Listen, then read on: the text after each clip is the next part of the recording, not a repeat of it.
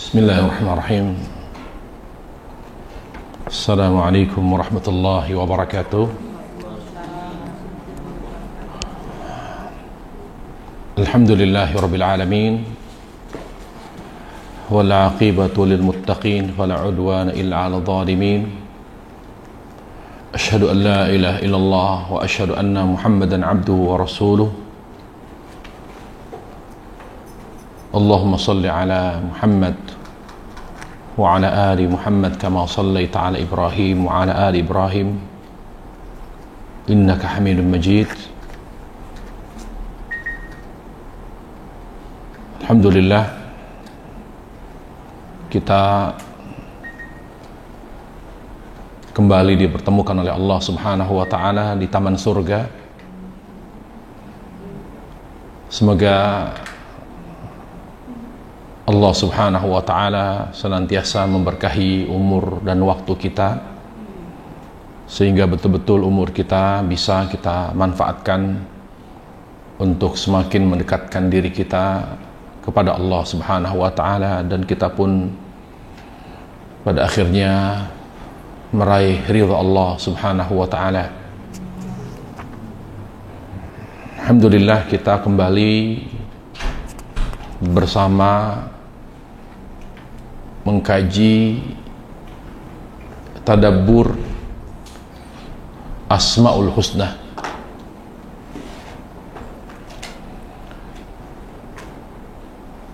Telah kita sampaikan bahwa hidup ini adalah untuk mencintai dan mentaati Allah atau menaati Allah. Apa yang membuat hidup ini berkah, bahagia dunia akhirat? Karena hidup ini untuk mencintai Allah dan menaatinya. Cinta kepada Allah Subhanahu wa ta'ala dengan tauhid, yang ujungnya tauhid dan ikhlas, dan mentaati Allah Subhanahu wa ta'ala yaitu dengan mengikuti dan mencontoh Rasulullah sallallahu alaihi wasallam. Oleh karenanya kita diperintah oleh Allah untuk belajar agama, menuntut ilmu agama. Menuntut ilmu agama. Ilmu agama ada dua macam. Ada ilmu tentang Allah. Al-ilmu birabbil ma'bud. Ilmu tentang Allah. Sebelum kita bicara atau belajar tentang Islam, kita harus lebih dahulu belajar tentang Allah, yaitu agar kita lebih mengenal Allah. Dan ilmu ini, ilmu agama ini, yaitu ilmu tentang Allah, adalah ilmu terpenting dalam Islam. Ya, ilmu tentang Allah Subhanahu wa ta'ala, yaitu ilmu tentang Asmaul Husna, yaitu nama-namanya yang sempurna, tentang sifat-sifatnya yang tinggi, maha tinggi, tentang hal-hal yang Allah mensucikan dirinya dari segala hal yang tidak pantas bagi Allah. Jadi ilmu agama yang paling penting adalah ilmu tentang Allah. Al-ilmu birabbil ma'bud, ilmu tentang Allah yang berhak untuk diibadahi. Ilmu agama yang kedua adalah ilmu bisyara', ilmu tentang syariat Islam. Ilmu tentang syariat Islam artinya ilmu tentang apa yang dicintai dan dibenci Allah. Ya, ilmu tentang syariat, makanya syariat itu berupa perintah dan larangan. Yang Allah perintahkan yaitu yang Allah cintai, yang Allah larang yaitu yang Allah benci. Kita wajib mengamalkan syariat. Kuat dan lemahnya kita dalam mengamalkan syariat Allah bergantung kepada kekuatan cinta kita kepada Allah. bergantung kepada kesucian hati ini. Semakin kotor hati, semakin tidak mencintai Allah, semakin berat mengamalkan syariat Islam. Justru syariat Islam ini akan kita anggap sebagai suatu beban. Ya, beban menjadi kita anggap sebagai penghalang dari cita-cita dunia kita dan asumsi-asumsi lain tentang agama Islam atau syariat Islam. Di situ terbuka atau terkuak alasan kenapa Nabi selama 13 tahun beliau lebih cenderung menata hati terlebih dahulu. Sebelum berbicara tentang sholat, berbicara tentang puasa, berbicara tentang zakat, berbicara tentang haji, dan lain sebagainya. Karena syariat itu harus diamalkan. Ada di antara syariat Allah yang berat. Seperti jihad misalnya. Haji, jihadnya wanita. Kata Nabi alaihissalam, "Laisa alaihinna jihad, walakinna jihaddahunna al-hajj." Tidak ada, ya, tidak berlaku bagi wanita jihad, tetapi jihadnya wanita adalah jihad. Jihadnya apa? Hajinya wanita adalah jihad. Berat.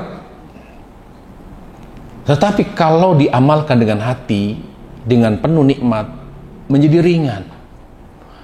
Makanya para jemaah sekalian, orang yang durhaka kepada Allah, artinya yang tidak mau mengamalkan syariat Islam, durhaka itu kan tolak ukurnya karena tidak menjalankan perintah Allah.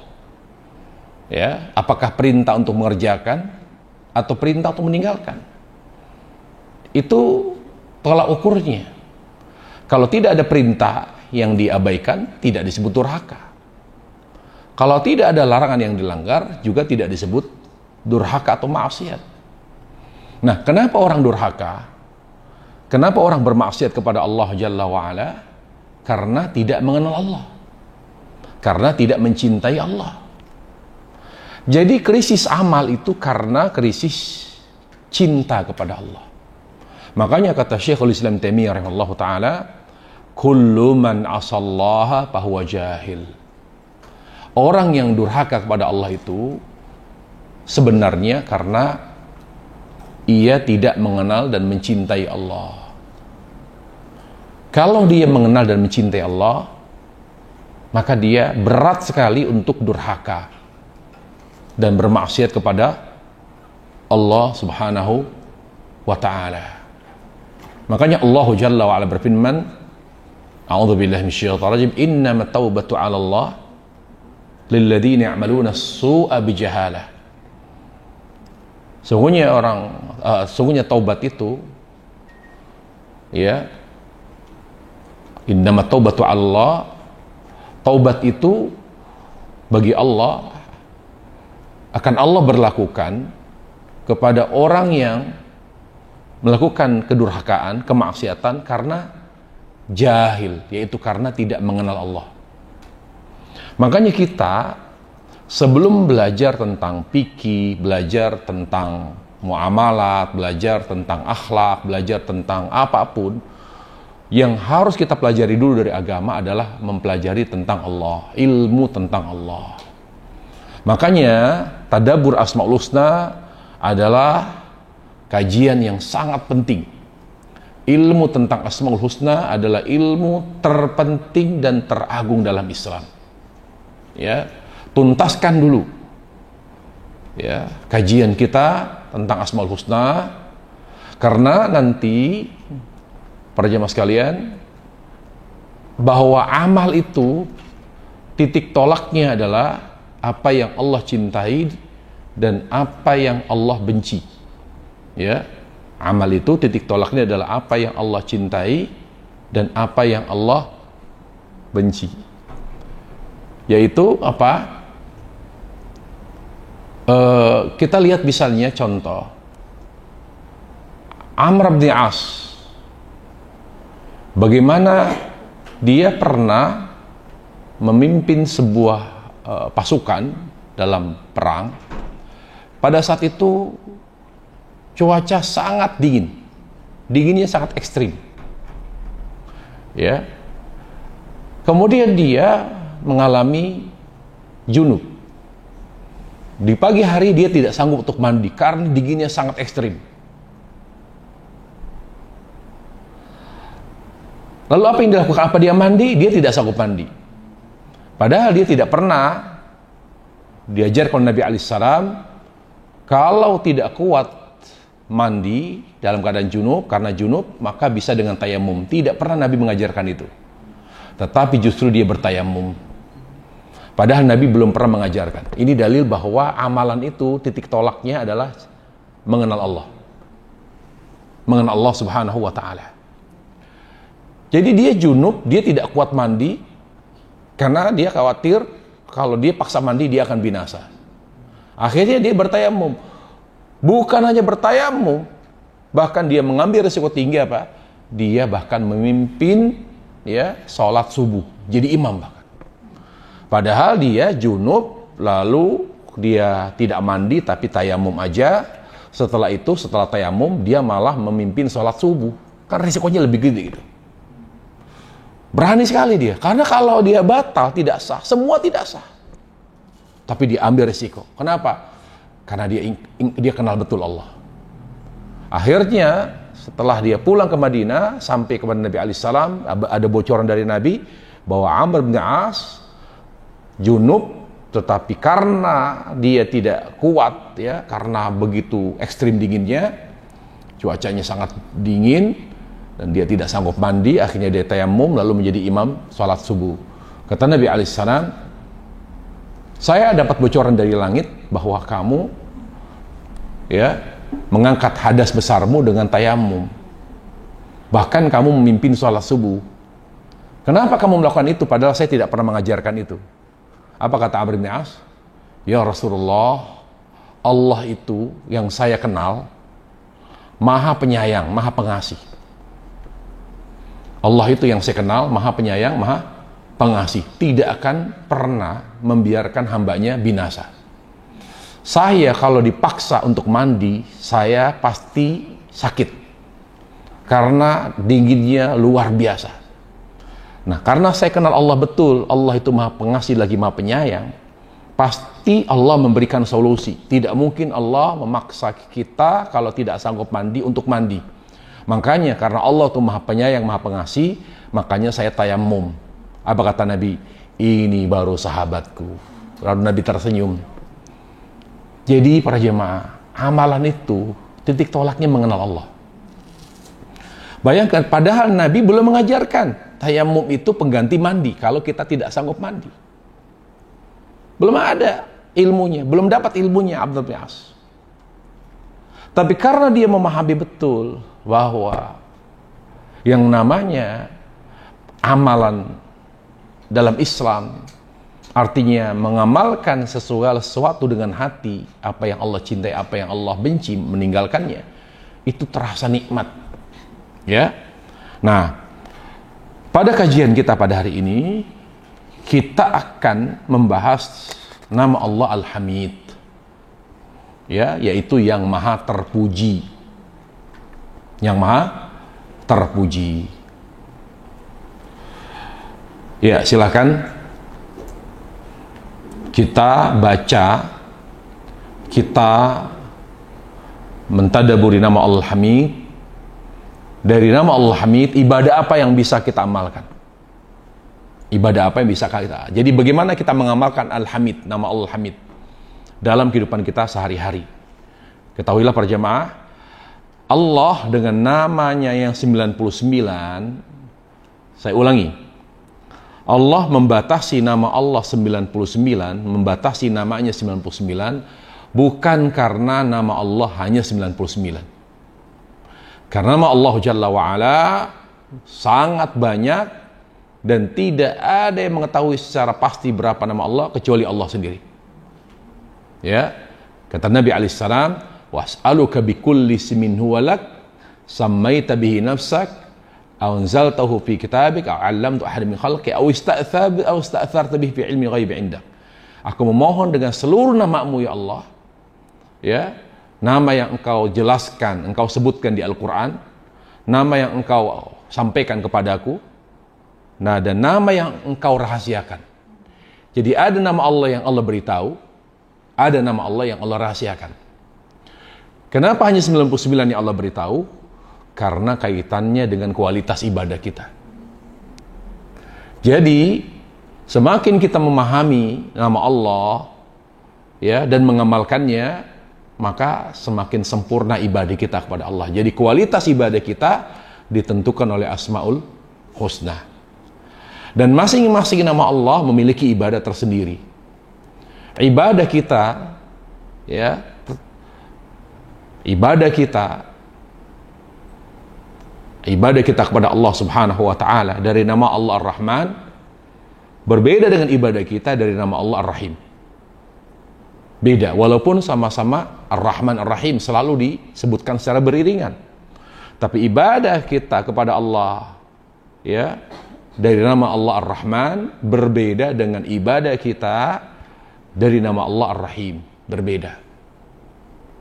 Demikian pula Al-Quddus, As-Salam, masing-masing nama Allah memiliki ibadah tersendiri. Ya. Walaupun di sana ada nama Allah yang paling tinggi, nama Allah yang paling mulia, di situ terjadi perbedaan pendapat di antara para ulama. Ya, artinya yang paling membuat kita beribadah lebih baik, lebih mendatangkan pahala, karena ada nama Allah yang paling tinggi, paling mulia. Misalnya nama Allah Allah. Allah itu kan artinya yang berhak dicintai dan ditaati. Ya, itu artinya. Jadi kita kalau paham Allah, mengerti Allah, ya kita tidak boleh berikan hati kepada makhluk. Walaupun itu orang yang kita sayangi, tetap hati kepada Allah. Cinta kita, sayang kita kepada anak ya karena Allah, bukan karena dia atau mereka buah hati kita. Itu cara kita beribadah kepada Allah yang berhak dicintai. Kita juga begitu. Kepada makhluk nggak boleh taat secara mutlak. Sama suami disuruh maksiat nurut. Ingat, kita dari Allah kembali ke Allah. Misal contoh, ada seorang wanita misalnya dulu berhijab, lalu akhirnya karena suaminya tidak senang, nggak suka, lalu dia bilang, kamu nggak usah berhijab deh. Ya, saya nggak suka, ya, mendingan hijab hati dulu. Buat apa kamu berhijab tapi hatimu masih belum baik? Mendingan hati dulu diperbaiki, ya kan? Kalau sudah baik, kamu nggak munafik, kamu udah baik, baru bicara tentang hijab. Jadi selama kamu hatinya belum baik, kamu tidak boleh berhijab. Nah, di sini ujian dia. Kalau dia memahami Allah itu yang berhak dicintai dan ditaati, ya, bahwa dia kembali dari Allah kembali ke Allah, dia tidak akan taat dia. Kenapa? Yang memberikan dia suami Allah, yang memberikan dia rezeki Allah.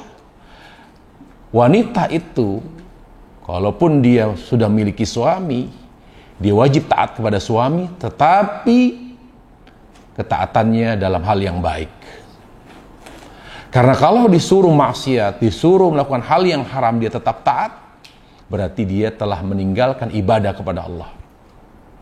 Para jamaah sekalian, tolong diingat, direnungkan, Allah itu yang berhak dicintai dan ditaati secara mutlak. Jadi kepada selain Allah kita tidak boleh nurut secara mutlak. Hanya kepada Allah saja mutlak. Kalau kepada suami, kepada orang tua, ketaatan kita dalam hal yang baik saja. Dalam hal yang ma'ruf saja. Kenapa? Karena kalau kita nurutin suami apa yang dia mau walaupun dalam hal haram, kalau meninggalnya ibu, istri, mau nggak suami ngikut ke dalam kubur? Mau nggak menjamin kalau istrinya diadab di kubur? Jangan adab istri saya, di istri saya. Bisa tidak ketaatannya kepada suami secara mutlak melindungi dari adab kubur? Bisa tidak nanti di akhirat ketika ditanya, kenapa kamu tadinya berhijab setelah kamu nikah, lalu kamu diperintahkan suami kamu tidak boleh berhijab, lalu kamu nurut? Bagaimana jawabannya kepada Allah? Bagaimana jawabnya? Hidup nggak selamanya, hidup sebentar kok. Perhatikan berjamaah. Orang yang akan atau ingin selamat di akhirat, maka apa yang dilakukan? Setiap apa yang diamalkan, dia siapkan jawabannya kalau ditanya oleh Allah. Itu orang yang ingin selamat di akhirat. Gak apa-apa sekarang buka hijab, mungkin telanjang, mungkin berbuat ini, silakan. Mumpung masih hidup, mungkin sehat, banyak duit, gak ada masalah. Tapi ingat, kematian itu datang tiba-tiba. Gak ada orang yang jamin hari ini sehat, hari ini masih, besok masih hidup. Kalau sudah meninggal dunia, tolong siapkan jawaban. Kenapa Anda dulu berhijab lalu buka? Karena nurut suami. Jawabannya siapin. Kalau jawabannya, ya Allah saya nurut suami, itu bisa menyelamatkan ibu dari adab, silakan. Tapi kalau itu tidak yakin bisa menjadi jawaban yang menyelamatkan wanita dari adab kubur, adab neraka, jangan coba-coba. Yang kedua, kenapa dia sampai begitu? Karena di hatinya tidak ada cinta kepada Allah. Kalau dia cinta Allah Subhanahu wa ta'ala, justru dia akan menasihati suami. Kalau tidak ada titik temu, kan ada solusi cerai. Kita ini berumah tangga untuk lebih mendekatkan diri kepada Allah, bukan untuk saling kasih sayang, bukan untuk saling cinta. Bukan. Ingat, tujuan utama berumah tangga ya, untuk saling mengingatkan, untuk saling mendukung antara suami dan istri. Lalu ada anak juga di sana. Untuk apa ada rumah tangga? Ada keluarga. Untuk saling mengingatkan, saling mendukung dalam hal yang membuat kita semakin dekat kepada Allah. Coba ingat, coba perhatikan sabda Nabi alaihissalam. Seorang yang beruntung hidupnya, yang memiliki pasangan hidup yang mendukung ibadah dan ketaatannya kepada Allah. Lihat, itu kata Nabi. Allati tu'inu ala amri dinik. Seorang yang beruntung hidupnya, yang memiliki pasangan hidup yang mendukung ketaatan dan ibadahnya kepada Allah. Jadi yang mendukung, bukan sekedar karena saling cinta, saling sayang. Nah, nama Allah Subhanahu wa ta'ala Al-Hamid, salah satu nama Allah yang utama. Dan Allah sendiri paling suka dipuji. Di antara ibadah kita kepada Allah dengan nama Allah atau dari nama Al-Hamid, jangan suka dipuji. Karena kita bukan Al-Hamid, maha sempurna, maha terpuji. Karena kita bukan maha sempurna, kita syarat dengan kelemahan, makanya kita tahu diri, biarkan Allah yang dipuji. Kita sebagai hamba jangan suka dipuji, tetapi suka didoakan.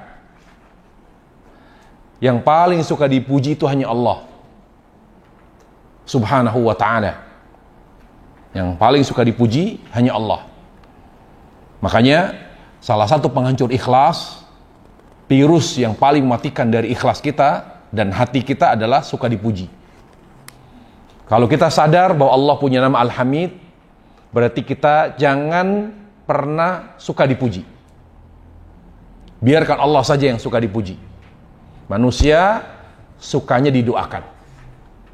Kalau kita merebut hak khususnya Allah, yaitu suka dipuji, maka hilang keberkahan dan kebahagiaan. Allah yang akan cabut. Ya, Allah yang akan cabut keberkahan dan kebahagiaan hidup. Karena apa? Karena kita mengambil hak khususnya Allah, yaitu suka dipuji. Baik, silakan baca.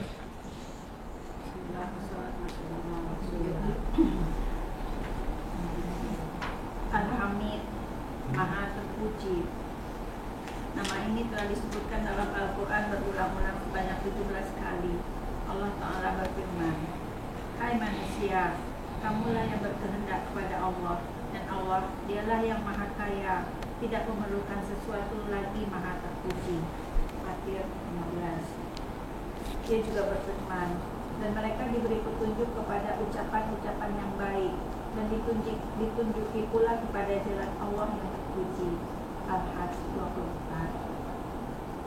Dan ketahuilah bahwa Allah Maha Kaya lagi Maha Terpuji. Al-Baqarah 267.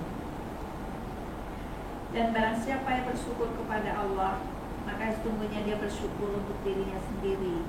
Dan barang siapa yang tidak bersyukur, maka sesungguhnya Allah Maha Kaya lagi Maha Terpuji. Luqman 12. Artinya, yang baginya segala pujian, yang Maha Terpuji zatnya, nama-nama dan sifat-sifatnya baginya, semata segala nama-nama yang paling indah dan sifat-sifat paling sempurna. Sifat terpuji adalah sifat paling luas dan pujian paling umum serta sanjungan paling agung. Sebab seluruh nama-nama Allah Ta'ala adalah pujian, sifat-sifatnya adalah pujian, perbuatan-perbuatannya adalah pujian, hukum-hukumnya adalah pujian, keadilannya adalah pujian, balas dendamnya terhadap musuh-musuhnya adalah pujian, keutamaan dan kebaikannya terhadap para walinya adalah pujian. Penciptaan dan perintah akan tegak hanya dengan memujinya, akan ada dan nampak juga hanya dengan memujinya. Oleh karena itu, tujuan dari penciptaan itu adalah untuk memujinya, sehingga pujian kepadanya Ta'ala adalah sebab, tujuan, dan fenomena dari semua itu. Pujian kepadanya adalah ruh bagi segala sesuatu. Tegaknya segala sesuatu adalah dengan pujian kepadanya. Selain itu, beredarnya pujian kepadanya pada seluruh makhluk yang ada dan nampak pengaruh pujian itu adalah perkara yang dapat disaksikan bersama dengan mata hati dan mata penglihatan. Jadi Allah Subhanahu wa Ta'ala dengan nama Al-Hamid artinya Allah Maha Sempurna. Semua apa yang Allah lakukan, penciptaannya, takdirnya, bahkan takdir yang terkesan buruk, itu harus kita respon dengan pujian. Karena apa? Karena Allah itu Maha Sempurna. Dan kita itu maha bodoh, penuh dengan keterbatasan. Jadi tidak ada alasan bagi kita untuk tidak memuji Allah. Tidak ada alasan bagi kita untuk berburuk sangka kepada Allah. Apalagi ya memojokkan Allah, menuduh Allah dengan tuduhan-tuduhan yang keji. Ingat, Allah itu Al-Hamid. Maknanya segala apa yang Allah lakukan tujuannya agar Allah dipuji. Kita melihat kita sakit, maka tujuannya agar kita memuji Allah. Kita melihat banyak saudara kita yang menderita, supaya kita memuji Allah. Kok bisa memuji Allah Subhanahu wa Ta'ala? Makna memuji artinya bukan hanya bertahmid. Memuji Allah Subhanahu wa Ta'ala. Memuji Allah Subhanahu wa Ta'ala bermakna memuji Allah, juga berarti bermakna kembali kepada apa yang Allah cintai. Kembali kepada apa yang Allah cintai. Makanya kita kalau ingin berkah, ingin bahagia, kita harus selalu berada di garis apa yang Allah cintai. Kalau kita diberi nikmat oleh Allah, kembali kepada apa yang Allah cintai. Apa? Bersyukur. Jangan kufur, jangan sombong, jangan lupa, tetap bersyukur. Supaya kita dengan bersyukur artinya memuji Allah. Memuji dengan bahasa lisan dan bahasa tubuh. Kalau kita senantiasa memuji Allah, maka Allah pun akan memuji kita. Kita di saat diuji oleh Allah dengan ujian musibah, maka bersyukur dengan apa? Dengan bersabar. Memuji Allah di saat susah, memuji Allah di saat sulit, namanya sabar. Yaitu melakukan sesuatu yang Allah sukai. Melakukan sesuatu yang Allah sukai namanya tahmid, hamdun. Di saat kita melakukan kesalahan dan dosa, puji Allah dengan melakukan hal yang paling Allah cintai, yaitu taubat. Jadi Allah melakukan segala sesuatu. Kenapa Allah ciptakan maksiat? Kenapa Allah ciptakan kesesatan? Allah biarkan banyak orang menderita supaya kita memuji Allah dengan bahasa lisan dan bahasa tubuh. Itu artinya. Namun banyak sekali yang tidak mengerti. Banyak sekali yang tidak mengerti. Lihat para jemaah sekalian, contoh. Nabi alaihissalam pernah lupa. Beliau mengerjakan sholat, ya,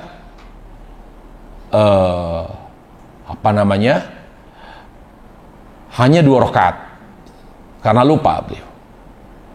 Lalu sahabat bertanya, ya Rasulullah, aku siratus salat, apakah sholat itu dikosor? Karena engkau wahai Rasulullah hanya mengerjakan 2 rakaat, padahal waktu itu sholat zuhur. Artinya beliau lupa. Lalu apa yang beliau katakan? Ini ya semata-mata karena saya lupa, kata dia. Saya ini manusia. Ansa kama tansaun. Kalian lupa, aku pun lupa. Bisa lupa. Dan Nabi alaihissalam mengingatkan bahwa lupa itu dari syaitan. Lupa itu karena faktor dosa. Lalu beliau beristighfar. Jadi orang lupa itu, pada saat dia lupa sampai mengakibatkan lalai dari perintah atau lupa sampai melanggar larangan Allah, apa yang dilakukan? Untuk melakukan sesuatu yang Allah puji, istighfar. Dan beliau makanya banyak beristighfar kepada Allah. Karena beliau pun bisa lupa. Ya, beliau bisa lupa, istighfar. Nah, jadi Allah Subhanahu wa Ta'ala itu melakukan segala hal, menciptakan segala sesuatu yang ujungnya agar kita memuji Allah dengan bahasa lisan, alhamdulillah, dengan bahasa tubuh, yaitu kembali kepada apa yang Allah cintai. Itu maknanya. Kembali pada apa yang Allah cintai. Makanya Ma'is setelah berzina, dia tahu yang paling dicintai Allah di saat dia berzina adalah minta dirajam. Makanya Ma'is minta dirajam. Karena yang dilihat bukan tubuhnya, bukan hidupnya yang harus bertahan, tapi buat apa saya hidup kalau Allah marah sama saya? Karena saya telah berzina. Lalu dia datang kepada Nabi alaihissalam, minta dirajam. Demikian pula seorang wanita yang mengaku telah berzina, dan dia sudah hamil. Dia minta, ya Rasulullah, rajam saya. Kenapa dia tidak melihat anaknya yang membutuhkan ibu? Kata Nabi alaihissalam, tidak mungkin saya rajam kamu karena kamu masih hamil. Kalau gitu kamu jaga kandungan kamu sampai melahirkan. Kalau sudah melahirkan, datang ke saya. Setelah melahirkan, dia bawa bayinya. Ya Rasulullah, ini saya sudah melahirkan. Rajam saya sampai mati. Kita nggak bisa bayangin kenapa ada seorang wanita telah berzina, kenapa ngaku gitu loh. Orang sekarang berzina puluhan kali nggak ngaku. Ini baru sekali sampai hamil, dia minta dirajam. Itulah potret kehidupan sahabat Rasulullah. Mereka mungkin tidak punya fasilitas lengkap seperti kita, duitnya tidak sebanyak kita, tapi mereka punya hati yang luar biasa. Dia maksa, ya Rasulullah rajam. Dia bawa anaknya, kata Rasulullah SAW, saya tidak mungkin merajam kamu, anak kamu masih butuhkan ASI. Beri dia ASI sampai 30 bulan. Setelah 30 bulan, kamu beri ASI, datang ke saya. Setelah diberi ASI selama 30 bulan, dia datang. 3 bulan itu campur mengandung sama memberi ASI. Berarti kalau 9 bulan, dikurangi 30 kurang 9 berapa? Berarti memberi ASI 21. Nggak harus 2 tahun. Jadi masa memberi ASI dan kata Allah, wa hamlu wa fisalu 30 syahra. Jadi masa mengandung dan masa menyusui itu 30 bulan. Kenapa 30 bulan? Ya, kenapa ada kata 2 tahun? Kalau berarti mengandung paling cepat 6 bulan. Misalnya 2 tahun kan 24 bulan. Nah, 24 bulan, 30 kurang 24 berapa? 6, tinggal 6 ya. Berarti masa mengandung paling cepat 6 bulan. Nah, kalau mengandungnya 9 bulan, berarti tidak harus 2 tahun memberi ASI. Berarti berapa tuh? 21 bulan. Jadi kita sapi tuh anak setelah 21 bulan. Karena Allah bilang, masa mengandung dan masa memberi ASI 30 bulan. Wa hamlu wa fisalu 30 syahra. Nah, di situ akhirnya apa? Setelah dia setelah selesai memberikan ASI, dia datang, ya Rasulullah, ini anak saya sudah memberi ASI sampai 21 bulan. Lalu Nabi alaihissalam melihat kesungguhan wanita ini, minta dirajam. Kenapa? Dia takut Allah marah sama dia. Dia tidak tenang hidupnya kalau Allah marah karena Allah belum menerima taubat zinanya. Cara taubat dari zina apa? Dengan dirajam. Akhirnya dirajam sampai mati. Anaknya dititipkan kepada keluarganya. Apa dia nggak sedih berpisah sama anaknya? Dia sedih, tapi lebih sedih ketika Allah meninggalkan dia. Kita ini punyanya cuma fisik, tapi hati kita nggak punya. Hati yang kuat hubungannya dengan Allah kita nggak punya. Makanya lemah jiwa kita, lemah hati kita, karena kita tidak punya kekuatan hubungan dengan Allah. Bayangkan wanita ini apa nggak menangis lihat anaknya akan ditinggal mati? Dia bisa aja, ya Rasulullah maafkan, kasihan anak saya, kasihan anak saya. Tapi dia lihat Allah. Dia lihat Allah, dia nggak mau jauh dari Allah. Akibat kesalahan dia berbuat zina.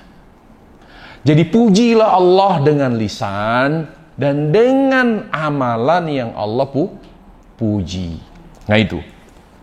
Ya. Lalu apa kata Syekhul Islam Taimiyah?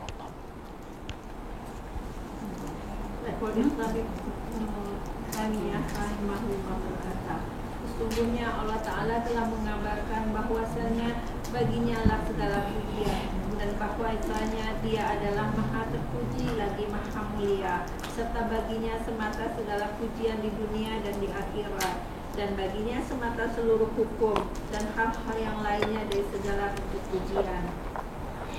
Kemudian pujian itu ada 2 macam, yaitu pujian atas kebaikannya kepada hambanya yang berupa rasa syukur. Pujian yang dia berhak mendapatkannya dengan sendirinya yang berupa sifat-sifat kesempurnaannya. Pujian ini tidak ada kecuali pada zat yang bersifati dengan sifat-sifat kesempurnaannya. Nah, jadi pujian itu ada 2. Pujian atas kebaikan, kita puji orang yang baik, orang yang suka membantu, itu kita puji. Jadi hamdun ala ihsan, ya, al-ihsan. Sementara yang paling baik itu Allah. Tidak ada yang melebihi kebaikan Allah. Allah lah yang banyak berbuat baik kepada kita. Sampai bahasa orang awam begini, Allah tuh sangat baik banget. Sangat baik banget. Kita udah sering bermaksiat, tapi Allah nggak hukum kita. Allah tuh baik banget. Nah itu. Jadi ketika kita mengakui kebaikan Allah, makanya bersyukur itu namanya mengakui. Dan Nabi alaihissalam menjelaskan, bersyukur itu mengakui kebaikan Allah, itu bersyukur. Itu dasarnya bersyukur. Kata Nabi alaihissalam, abu'u laka bini'matika ali. Aku akui kenikmatanmu yang engkau telah berikan kepada aku. Makanya kalau orang tidak mengakui nikmat Allah, dia tidak akan pernah bersyukur. Karena langkah awal bersyukur mengakui nikmat Allah subhanahu wa ta'ala. Ya, mengakui. Makanya kenapa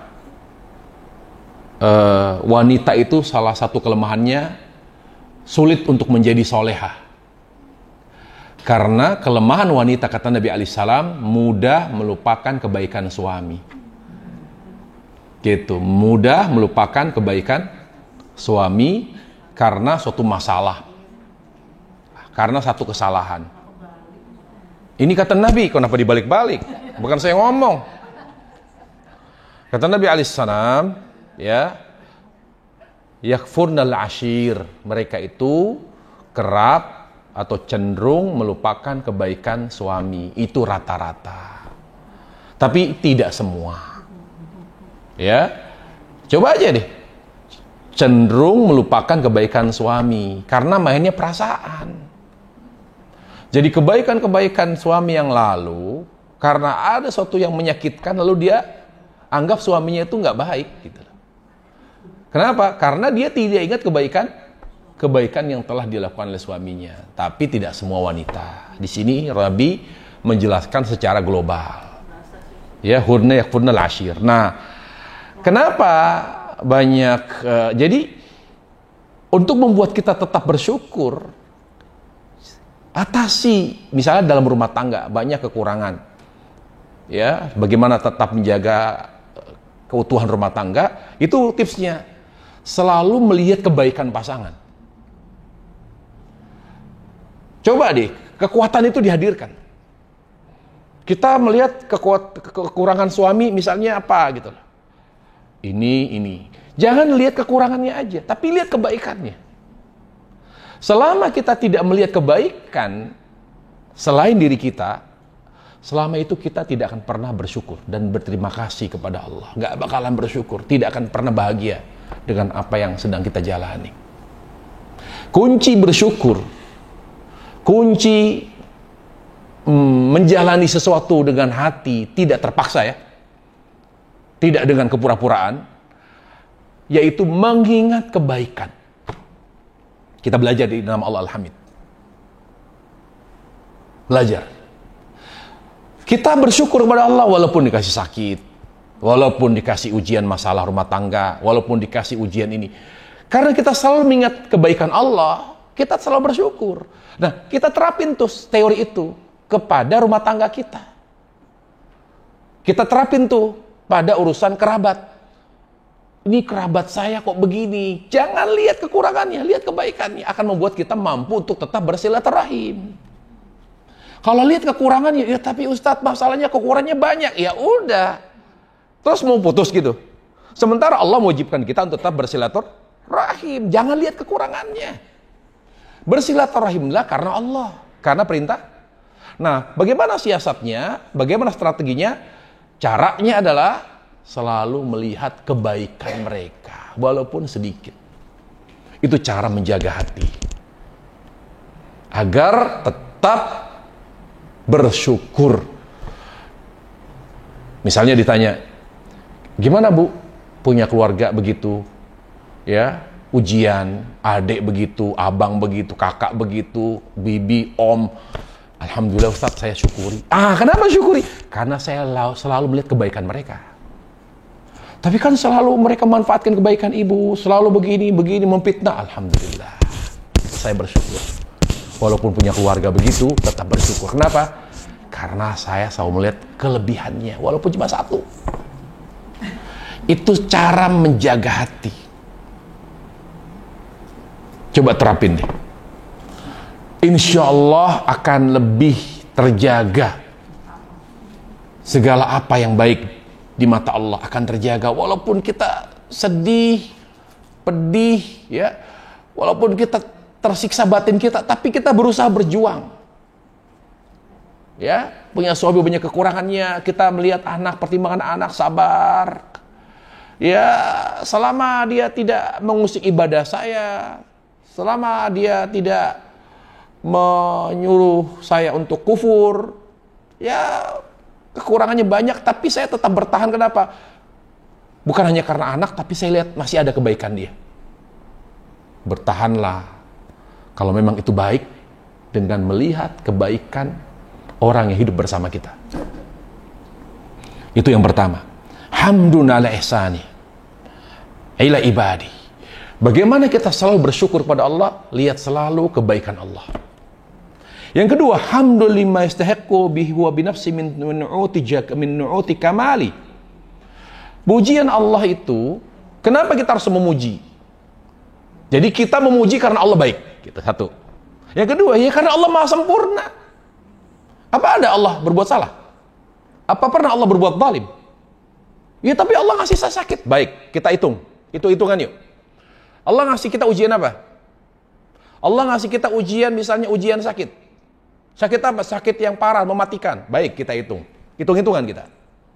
Kita buktikan bahwa Allah itu maha sempurna walaupun menguji hambanya dengan ujian yang berat sekali. Ujian sakit, berapa mudaratnya? Berapa penderitaannya? 1. Mudaratnya 1. Menderita. Tapi manfaatnya berapa? 3. Dengan dia sakit, Allah kasih ampunan. Semakin berat sakitnya, semakin parah sakitnya, semakin banyak dosa yang Allah hapus. Semakin parah, ingat, selama yang sakit muslim. Selama yang mengidap penyakit mematikan itu muslim. Semakin parah penyakit yang dia derita, semakin besar dosa yang Allah hapus. Sampai Allah inginkan dia meninggal tidak membawa dosa. Bayangkan, bukan hanya menggerogoti tubuhnya, misalnya kanker, ya, menyebar, semakin perih, sadis, sakit gitu ya. Semakin besar dosa yang Allah hapus, semakin banyak dosa yang Allah ampuni. Bukan hanya dosa yang Allah ampuni, Allah kasih dia pahala. Pahalanya bukan bisa jadi dia mendapatkan nikmat kubur bukan karena sholatnya. Ternyata dia sabar selama diberi penyakit. Allah beri dia penghargaan karena dia sabar dalam menghadapi ujian. Kita tidak tahu pahala mana yang akan membuat kita mendapatkan nikmat kubur. Kita tidak tahu kebaikan mana, ganjaran Allah yang mana yang membuat kita dimuliakan Allah di mahsyar. Kita tidak tahu pahala bekal akhirat kita yang mana yang membuat kita diberi kemudahan untuk masuk ke dalam surga, menikmati surga. Kita nggak tahu. Bisa dari pengajian, bisa dari salat, bisa dari sedekah, tapi bisa jadi dari sabarnya kita dalam menghadapi ujian. Bahkan kata ulama, sangat besar kemungkinan Allah itu muliakan kita di akhirat karena sabar kita menghadapi musibah. Makanya kata ulama, laulal mafalis laulal masaib lawaratna minal mafalis. Kalau bukan karena musibah yang melahirkan pahala, bisa jadi kita di akhirat tidak membawa bekal kecuali sedikit. Jadi yang membuat kita bawa bekal akhirat yang banyak itu justru dari sabarnya kita dalam menghadapi musibah. Makanya Allah kalau sayang sama hambanya, Allah kasih musibah. Di situ, jadi sudut pandangnya begitu. Kalau Allah sudah sayang, kata Nabi Alaihissalam, idza ahabballahu abda ibtala. Kalau Allah sudah sayang kepada hambanya, Allah timpakan dia ujian demi ujian, musibah demi musibah. Supaya apa? Supaya kalau dia kembali kepada Allah, dia membawa bekal akhirat yang banyak. Jadi bekal akhirat kita itu lebih banyak dari mana? Dari musibah. Karena kita sholat. Sekarang saya tanya, ibu sholat khusyuk gak?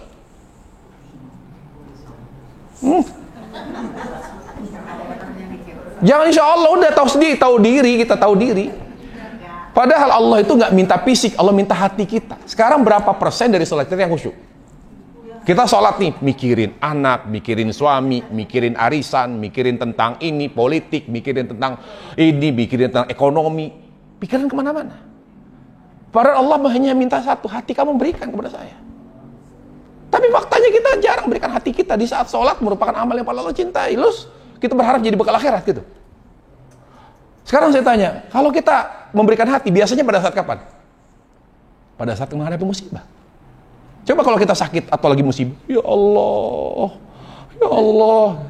Kita doa dengan hati loh. Loh, bukan lebay, betul. Nggak pernah nangis ya? Lagi ada musibah berat dalam hidup gitu, pernah nggak nangis berikan hati kepada Allah? Ayo kita jujur. Kapan kita berikan hati kita kepada Allah secara total? Sambil bersimpu menangis di hadapan Allah. Apakah di saat kita sehat, di saat kita sedang beribadah? Kapan kita berikan hati lebih banyak kepada Allah? Di saat diberi ujian musibah. Makanya maka Ibnu Qayyim, Allah itu kalau rindu kepada kita, merindu doa, suara kita, rindu doa kita, rindu munajat kita, Allah beri kita musibah. Karena kita di saat tidak ada masalah, kita biasa-biasa aja doanya, formalitas saja. Ya Allah ampuni, rahmati. Tapi kalau dalam keadaan ada masalah, pasti nangis kita. Jadi Allah kalau rindu doa kita, rindu suara kita, Allah rindu munajat kita, Allah kasih kita musibah. Karena orang berdoa dengan hati, beribadah dengan hati ketika ada masalah. Ketika ada masalah, pasti dia, ya Allah, ya Allah. Nggak main-main doanya dia. Tanpa terasa mata bengkak, air berlinang, ya, deras sampai bukan hanya berkaca-kaca, tapi nangis, bersimpuh, ya Allah. Jadi ujungnya itu baik gitu loh.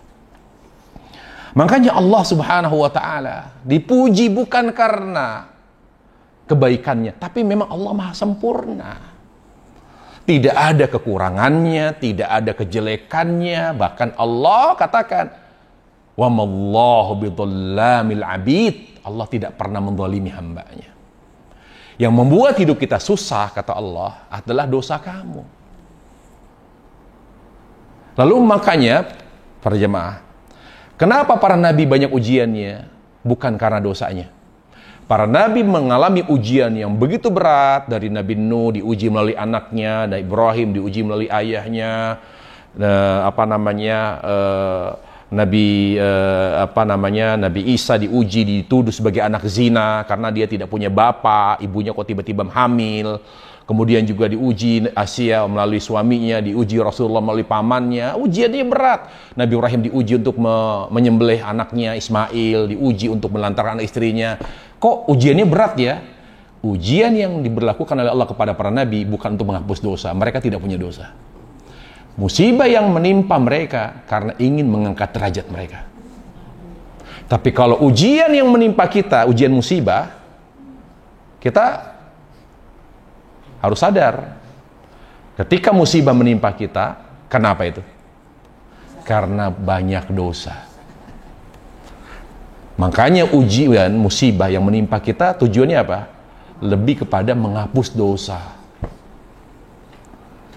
Makanya perhatikan, 3 manfaat musibah: menghapus dosa, melahirkan pahala, mengangkat derajat.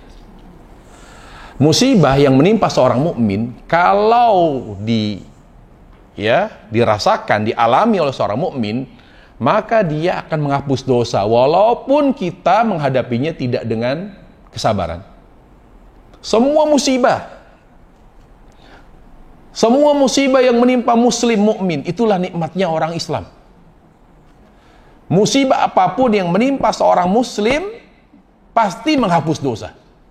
Walaupun dia mengeluh, walaupun dia protes kepada Allah, tetap Allah hapus dosanya. Kapan seorang muslim mendapatkan pahala dari Allah dari musibah yang dialami, yang menimpanya? Kapan Allah mengangkat derajat dari musibah yang menimpanya? Pada saat dia sabar. Kalau dia tidak sabar, nggak apa-apa. Dia kehilangan anak misalnya, meninggal.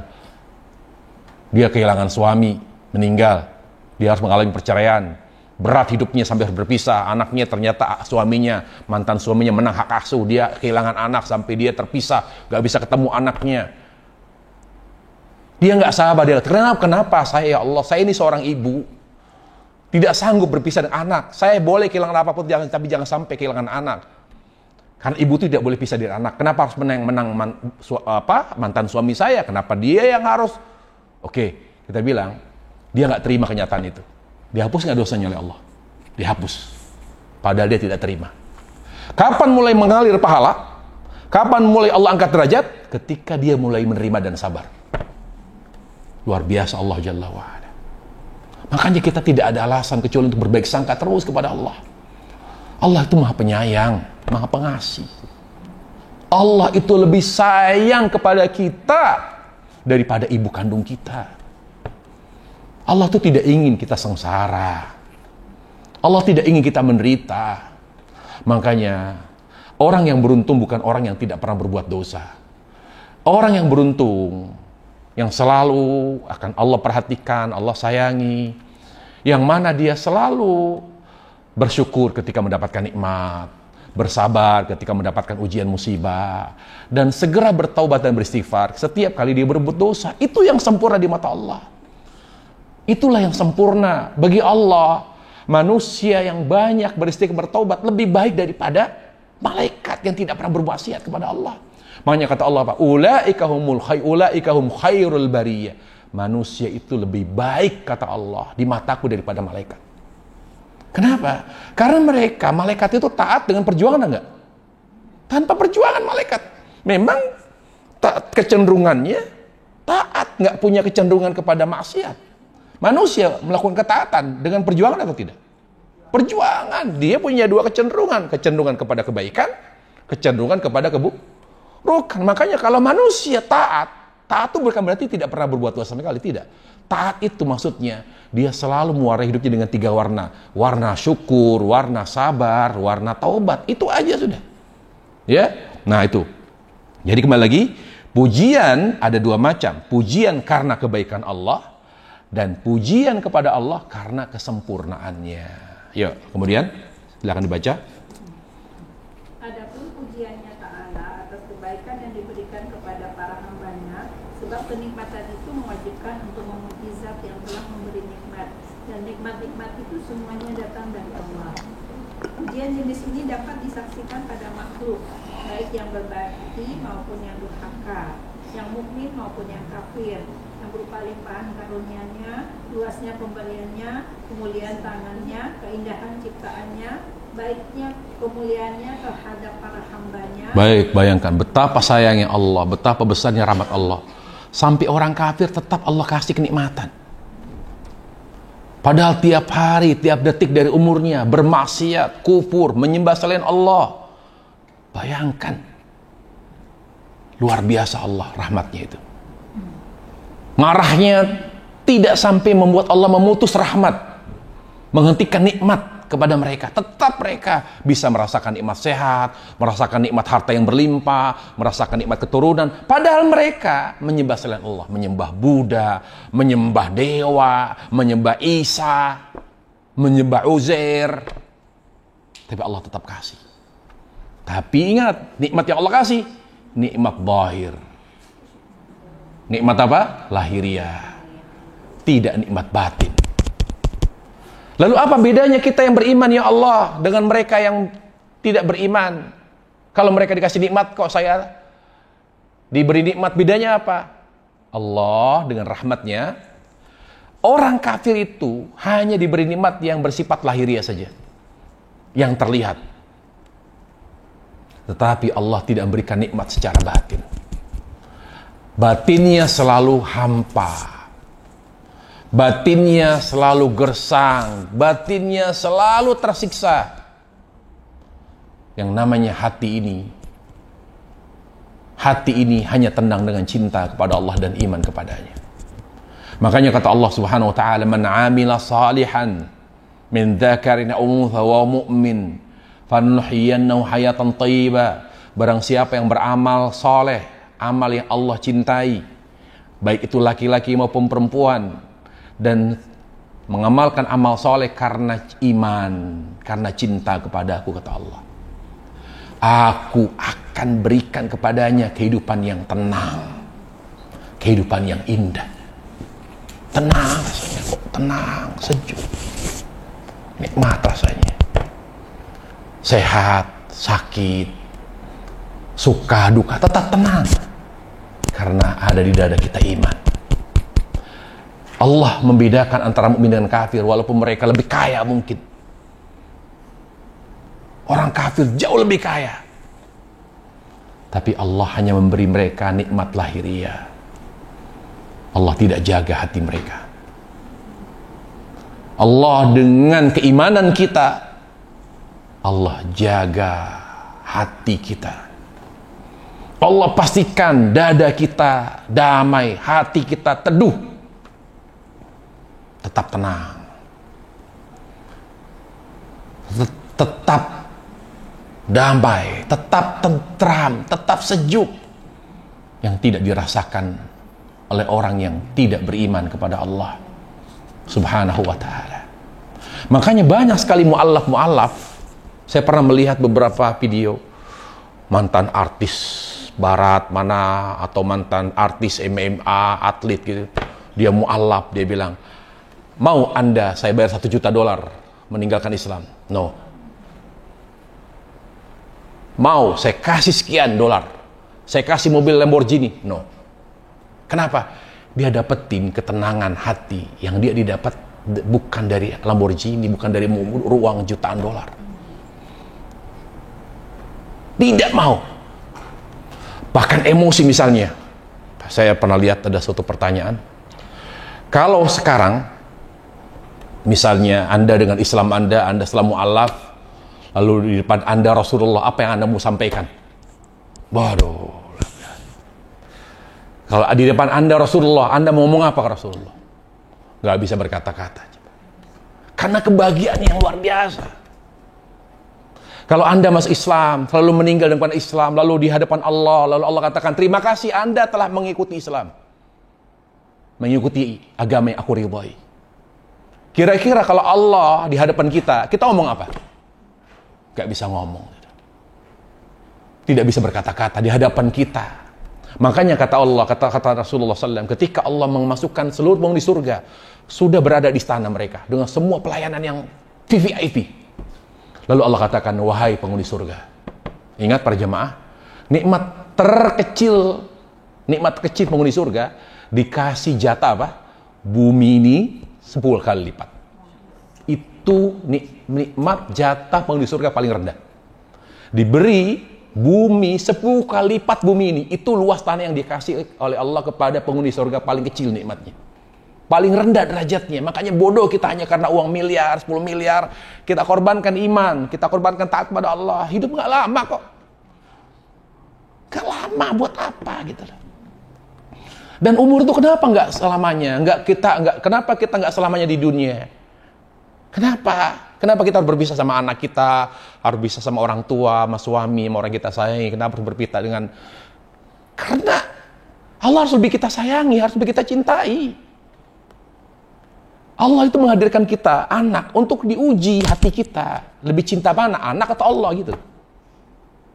Makanya kalau ada orang gak dikasih keturunan, berarti seneng dia. Alhamdulillah, berarti hati ini terjaga. Jadi kalau Allah hadirkan, kita kan datang gak bawa siapa-siapa. Gak bawa apa-apa, gak punya siapa-siapa. Gak bawa apa-apa, emang punya duit kita. Memang kita tahu bahwa ini pasti harus saya berdua loh. Oke, adik kembar, tapi dia ngerti bukan kembarannya. Dia telanjang, gak ngerti apa-apa. Artinya apa? Bahwa dia dari Allah akan kembali ke Allah. Ketika Allah memberi kita anak untuk diuji hatimu untuk siapa, sudah mulai nih orang yang kamu sayangi, sudah mulai nih ada pasangan, jaga hatimu. Makanya hidup ini untuk apa? Untuk mencintai dan menaati Allah. Itu namanya umur. Masa yang terbatas, yang dibatasi oleh ajal, untuk mencintai dan menaati Allah. Kenapa kita harus menuntut ilmu agama? Untuk mengenal Allah dan mencintainya. Kenapa kita mengikuti Rasul? Karena mengikuti Rasul berarti kita mentaati Allah. Itu aja sebabnya. Makanya kewajiban kita di dunia hanya dua. Kewajiban kita di dunia hanya dua. Kewajiban kita di dunia hanya dua, yang akan menjadi bahan pertanyaan nanti. Di akhirat, di alam barzah, di hisab. Apa? Makanya pada saat kita masuk liang kubur, yang ditanya malaikat, "Ma rabbuk?" Siapa Tuhanmu? Kamu kenal nggak sama Allah? Itu maksudnya. Ma rabbuk? Dia profesor, doktor, pintar, jenius. Ma rabbuk? Buktinya apa dia kenal Allah? Iman, ujungnya iman. Makanya iman itu artinya cinta Allah. Ma rabbuk? Dikatakan oleh Nabi, ini orang pintar sekali, tapi karena dia tidak beriman, dia bilang apa? La adri, saya nggak tahu jawabannya apa. La adri, saya tidak tahu. Dipukul dengan martil yang begitu besar, sesuai dengan besarnya malaikat Munkar wa Nakir. Setiap hari dikebukin, dihancurin, remuk badannya. Kemudian apa lagi? Wa marrajul ladzi ja'a fikum. Siapa nabi atau laki-laki yang diutus kepadamu? Artinya kita selain mencintai Allah, juga buktikan cinta dengan beramal, yaitu taat kepada Allah dengan mengikuti Rasul sallallahu alaihi wasallam. Ya. Nah, jadi itu tadi, betapa besarnya rahmat Allah. Sampai orang kafir tapi dikasih nikmat, tapi nikmatnya hanya sebatas lahiriah saja. Kalau mau sampai ke batin, maka nikmatnya harus kita jemput dengan iman, dengan Islam, dengan taat kepada Allah Subhanahu wa ta'ala. Kemudian lanjutkan. Luasnya pemberiannya, kemuliaan tangannya, keindahan ciptaannya, baiknya kemuliaannya terhadap para hambanya, luasnya rahmatnya bagi mereka, kebajikannya, kelembutannya, dikabulkannya permohonan orang-orang yang dalam kesulitan, dihilangkannya berbagai kesulitan mereka yang tertimpa bencana, ditolongnya orang yang membutuhkan pertolongan, dan kasih sayangnya untuk segenap alam semesta. Dia memberi kenikmatan sebelum diminta dan tanpa ada hak. Bahkan dia yang memulainya dengan karunia, kemuliaan dan kebaikannya. Dia menolak pujian dan bala setelah dikerjakan sebabnya, dan dia memalingkannya setelah terjadinya. Dan kehalusannya Ta'ala mencapai segala hal yang tidak dapat dicapai oleh angan-angan. Hidayahnya secara khusus kepada hamba-hambanya kepada Darussalam surga. Dia membela mereka dengan pembelaan yang baik, dan dia melindungi mereka agar tidak terjerumus ke dalam perbuatan dosa. Dia menanamkan kecintaan terhadap keimanan kepada mereka dan menjadikan iman itu indah di hati-hati mereka. Dia menjadikan kekufuran, perbuatan fasik dan maksiat menjadi dibenci mereka, dan dia menjadikan mereka termasuk orang-orang yang mendapat petunjuk. Dia membukakan bagi mereka pintu-pintu hidayah. Dia memperkenalkan sebab-sebab yang dapat mendekatkan diri mereka kepada ridhonya dan menjauhkan darinya murkanya, dan lain-lain dari segala kenikmatan yang tidak dapat dihitung dan segala karunia-Nya yang tidak dapat dihitung. Barang siapa yang ingin menelaah pokok-pokok kenikmatan dan apa saja yang menjadi konsekuensinya yang berupa pujian kepada Allah, berzikir dan bersyukur, serta beribadah yang baik kepadanya, hendaklah ia senantiasa berzikir di dalam taman-taman Al-Quran Al-Karim, dan perhatikan apa-apa yang Allah sebutkan di dalamnya, dan lupa aneka ragam kenikmatan dan yang dia kenalkan kepada para hambanya dari awal Al-Quran hingga akhir. Nah, itulah sebabnya kenapa kalau kita ingin lebih mengenal Allah, kita disuruh mentadaburi Al-Quran. Coba Al-Quran. Ya. Nama Allah Al-Hamid 17 kali Allah sebut. Kemudian pujian Allah memuji dalam sajian yang berbeda-beda itu lebih dari 40 kali. Apakah pujian yang bersifat global?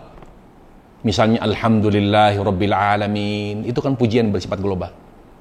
Atau pujian yang bersifat terperinci. Allah sebutkan, kenapa aku memuji diriku? Karena aku yang menciptakanmu begini-begini. Jadi Allah jelaskan sebabnya. Contoh misalnya, Allah memuji dirinya karena Allah memberi nikmat yang luar biasa. Yaitu setelah kita diberi hidayah. Allah memberi hidayah bukan karena kita cerdas, bukan karena kita kaya, bukan karena kita memiliki jabatan, pangkat. Banyak orang yang lebih cerdas, tapi nggak Allah kasih hidayah. Banyak orang yang lebih cantik, tapi nggak dikasih hidayah oleh Allah. Banyak orang yang jauh lebih kaya dari kita, tapi Allah tidak memberi kita hidayah. Tidak memberinya hidayah. Allah itu memberi hidayah bukan karena kecantikan, ketampanan, bukan pula karena dia kaya, karena dia pintar. Allah memberi hidayah kepada hambanya karena rahmatnya. Jadi kalau ada di antara hambanya Allah beri hidayah, berarti Allah pilih dia. Kadang-kadang saya pun menangis para jamaah sekalian. Saya siapa gitu? Saya siapa? Saya orang yang tidak terpandang, orang miskin, tidak pintar, banyak yang lebih pintar. Banyak orang yang mungkin berdarah biru, tapi Allah nggak kasih hidayah. Tapi subhanallah, Allah beri hidayah. Lebih lagi, lebih hidayah. Hidayah di atas sunnah. Kita bisa kenal tuntunan Nabi alaihissalam. Kita bisa mengerti tauhid. Bisa memahami tauhid. Banyak orang-orang Jepang, pintar-pintar, cerdas-cerdas. Tapi mereka menyembah matahari. Kita tidak lebih cerdas dari mereka. Tapi kita menyembah Allah yang berhak untuk diibadahi. Banyak sekali. Alhamdulillah. Kalau ingin tahu, kita ingin mengetahui nikmat sehat, rasakan sakit. Kalau ingin tahu betapa besarnya nikmat hidayah dalam diri kita, lihat orang yang masih kufur. Pada waktu sekolah dia lebih pintar, cantik, tapi kok malah saya dikasih hidayah, dia tidak. Alhamdulillah. Alhamdulillah. Ya, Allah bilang apa misalnya dalam surah Al-A'raf ayat 43. Ya. Hidayah, diberi hidayah, ujungnya surga. Wa qalu alhamdulillahilladzi hadana li hadza wa ma kunna linahtadiya laula an Allah. Segala puji, dan mereka berkata, segala puji bagi Allah yang telah memberi hidayah kepada kami. Hidayah itu dikatakan hidayah yang mengantarkan kita kepada surga. Makanya hidayah itu ada 4. Ada hidayah yang disebut dengan naluri, ada hidayah yaitu ilmu agama, ada hidayah yaitu yang membuka hati, di mana hati ini menjadi hati yang cinta Allah, namanya hidayah at-taufiq wal ilham. Terakhir, hidayah itu dituntun menuju ke surga. Karena yang namanya sirat itu gelap para jamaah. Tidak ada cahaya sedikit pun. Yang diberi cahaya oleh Allah bergantung iman dan amal soleh. Semakin kuat imannya, semakin banyak amal solehnya, semakin besar cahaya. Sehingga dia bisa melihat di bawah itu neraka, di depan itu sirat. Dia bisa pegang cahaya. Jadi ketika kita selesai dihisab, lalu kita akan dihisab, kemudian ditimbang, maka setelah itu prosesnya melewati sirat. Sementara sirat letaknya itu di atas neraka jahanam. Makanya tidak bisa dia sampai ke surga kecuali dia harus lewat sirat. Semuanya Nabi lewat sirat, sahabat lewat sirat. Makanya Aisyah mengatakan, ya Rasulullah, apa maksudnya wa minkum ila wariduha? Setiap dari kalian pasti harus melewati sirat. Harus, walaupun itu Nabi. Kata Aisyah, harus lewati sirat, harus. Gimana ya Rasulullah? Aisyah sampai merinding, gemeter dia. Wa minkum ila wariduha, setiap dari kalian harus melewati sirat. Bagaimana kita melewati sirat? Kita nggak punya iman, atau iman kita lemah, bagaimana? Atau amal kita lemah. Makanya hidayah itu adalah kekuatan yang Allah berikan untuk bisa melintasi sirat. Sampai di surga, lalu penghuni surga bilang, alhamdulillah, wa qalu alhamdulillahilladzi hadana li hadza wa ma kunna linahtadiya laula an hadanallah. Contoh lagi misalnya apa? Kita bersyukur pada Allah karena diberi tauhid. Karena kita bisa mengenal Allah, bisa bertauhid, kita nggak nyembah sapi. Ya kan? Lihat India, mereka cerdas, banyak orang India cerdas loh. Tapi mereka masih menyembah sapi, menyembah dewa, memuliakan sapi. Mereka tidak akan pernah makan daging sapi. Luar biasa. Tapi kita alhamdulillah, ya mungkin tidak lebih pintar dari mereka, tapi kita bisa bertauhid kepada Allah. Kata Allah, fad'uuhu mukhlishina lahuddin alhamdulillahil alamin. Berdoalah dengan ikhlas, dengan tauhid, dan ucapkan alhamdulillahirabbil alamin. Kita diselamatkan oleh Allah azza wa jalla dari kecelakaan, diselamatkan dari kesesatan, dari penyimpangan. Kita bersyukur. Kita lihat para jamaah sekalian, keamanan itu nikmat Allah terbesar setelah nikmat hidayah. Kesehatan, keamanan, makanya kita harus betul-betul bersyukur kepada Allah. Kita nggak bisa bayangin, coba saudara kita di Palestina, ya Allah. Kadang-kadang saya lihat itu anak-anak sampai jalan nggak tahu kemana, nggak kena siang, sore, malam, bawa tas jalan untuk nyari tempat selamat. Tempat pengungsian pun dibom. Bayangkan.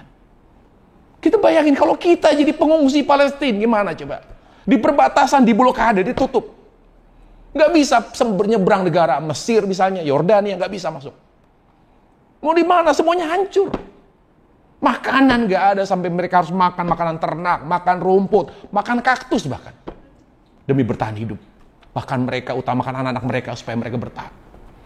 Di situ kita, ya Allah, nikmat aman, nikmat selamat, ya Allah. Makanya kita harus hati-hati. Aman itu nikmat yang kadang-kadang kita nggak sadari para jamaah sekalian. Selain kita harus jaga negara kita aman, ya kan, juga kita harus juga doakan semoga segera selesai sudah Palestina itu. Sudahlah, selesai sudah. Apa pula mau diakui nggak diakui negara Palestina merdeka, kita doakan ya Allah selesai perang. Itu dulu yang kita doakan. Kasihan anak-anak, orang tua yang nggak tahu apa-apa. Doa selalu kita kepada Allah Jalla wa'ala. Kalau kita punya iman, kita harus doakan mereka. Hentikan ya Allah, segera. Kita doa, hancurkan Israel, hancurkan. Yang mati malah yang muslim, pemimpin muslim yang dihancurkan. Kapan Netanyahu itu mati? Kalau saya mikirnya bukan di situ, udahlah stop perang. Stop. Hentikan perang sudah. Ya. Nggak usah bicara di aspek politik, udah doa aja terus. Doa kita, doa terus. Nah, kemudian misalnya diberi keturunan. Allah jelaskan, hei kalian bersyukur aku kasih keturunan. Kemarin saya disuruh kajian, ada seorang ibu, dia tiba-tiba mau nanya, nangis. Kenapa aku nangis? Ustaz, saya diponis oleh dokter ada daging apa begitu. Kemudian kemungkinan kecil saya punya anak, nangis. Lalu ibu udah rumah tangga, sudah Bu. Sudah berapa lama? Sudah sekian belas tahun belum punya anak. Nangis dia. Ada yang belum dikasih keturunan. Makanya kalau ada yang dikasih keturunan, maka dia harus bersyukur. Apa kata Allah? Alhamdulillahilladzi wahabali 'alal kibari Ismail wa Ishaq. Allah menyuruh Nabi Ibrahim untuk bersyukur, mengucapkan alhamdulillah karena diberi anak Ismail Ishak, padahal beliau sudah berusia lanjut. Ya. Jadi ada pujian yang sifatnya global. Di antaranya adalah surah-surah yang Allah awali dengan alhamdulillah. Alhamdulillahirabbil alamin. Alhamdulillahilladzi anzala 'ala 'abdihil kitaba wa lam yaj'al wajha. Alhamdulillah, alhamdulillah, alhamdulillah. Tapi tidak Allah sebutkan sebabnya kenapa. Tapi ada juga Allah memuji dirinya lalu Allah sebutkan alasannya. Ya. Nah, itu semua menjadi landasan bagi kita.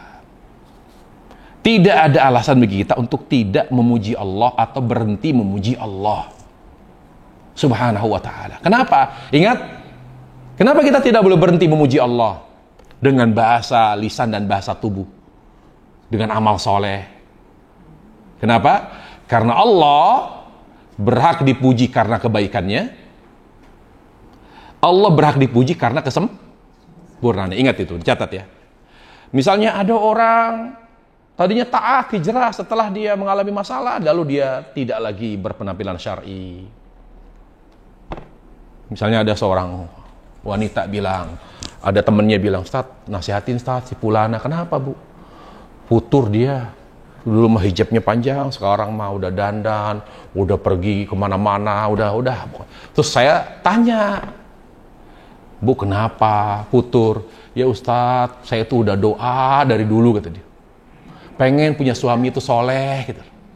Suami ngakui saya, suami ngakui anak-anak saya, sayang sama anak-anak saya. Sekarang sampai detik ini nggak sayang Ustaz. Jadi anak saya kayak nggak punya bapak gitu loh. Saya tuh sedih, saya pengen anak saya seperti anak-anak yang lain. Dan saya udah doa Ustaz, bahkan di Mekah saya doanya. Nggak juga Allah denger. Apa nggak kecewa saya, kata dia. Astagfirullah. Bentuk kekecewaan saya ngaji tetap ngaji, tapi ya udah ngaji ya coba ingin tetap kumpul sama teman-teman, tapi di luar ya saya balik lagi. Berarti dia berhenti apa? Berarti dia tidak paham memuji Allah. Bersyukurlah selalu kepada Allah, jangan berhenti. Kenapa? Karena Allah itu maha baik. Dan bersyukurlah selalu kepada Allah dan puji Allah selalu, jangan pernah berhenti untuk taat. Karena Allah itu maha sempurna. Ibu, Anda tidak dengar doa Anda, walaupun di Mekah sekalipun. Kenapa? Introspeksi diri. Anda menangis hanya karena ada musibah. Di mana Anda di saat Anda senang, punya uang banyak, apakah Anda menangis di depan Allah? Gak ada kesulitan dalam hidup kita kecuali karena dosa kita. Jangan pernah menyalahkan Allah dengan mengatakan Allah tidak pernah hadir dalam hidup saya di saat yang mengalami kesulitan. Allah tidak mendengar doa saya. Itu bahasa orang bodoh itu. Bahasa yang dituturkan oleh orang yang tidak mengenal Allah Subhanahu wa ta'ala. Makanya orang bodoh itu karena dua sebab. Yang pertama karena tidak mengenal Allah. Yang kedua karena dia tidak pernah beramal yang mendekatkan dirinya kepada Allah. Itu bodoh. Makanya kita ini harus lebih membuat diri kita tidak bodoh. Belajar terus agar lebih mengenal Allah. Makanya tujuan kita ngaji apa? Agar lebih mengenal Allah, takut kepada Allah, dan cinta kepada Allah. Ujungnya apa? Amal. Ngaji itu untuk merubah perilaku. Kalau perilaku kita tidak berubah, amal perbuatan kita tidak berubah, tidak berkah ngaji kita. Makanya ilmu itu selalu dikaitkan dengan amal. Ilmu yang bermanfaat adalah ilmu yang melahirkan amal. Dari mana kita mulai?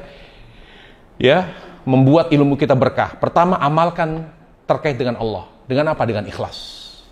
Dulu saya selalu dunia, sekarang lebih ikhlas. Karena perintah Allah, karena ridha Allah, karena ingin mendapatkan pahala, karena ingin mendapatkan surga, karena ingin meninggal husnul khotimah. Jangan lagi dunia, orientasi kita dunia. Yang kedua, setelah Allah, siapa yang paling besar haknya? Suami. Perbaiki, jadi istri yang baik, memuliakan suami, lembut sama suami.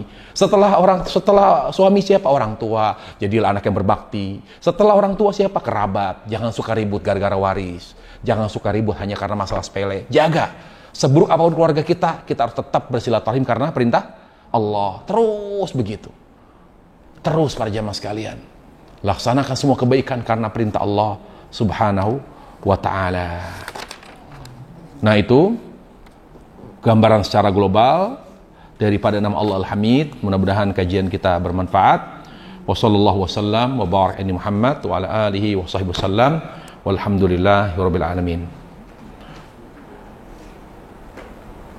Ya, silakan bagi para jamaah sekalian.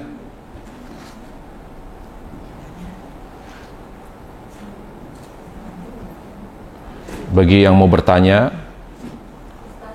ya silakan. Ada pertanyaan dari putri saya. Pertanyaannya kira-kira seperti ini. Wanita itu kan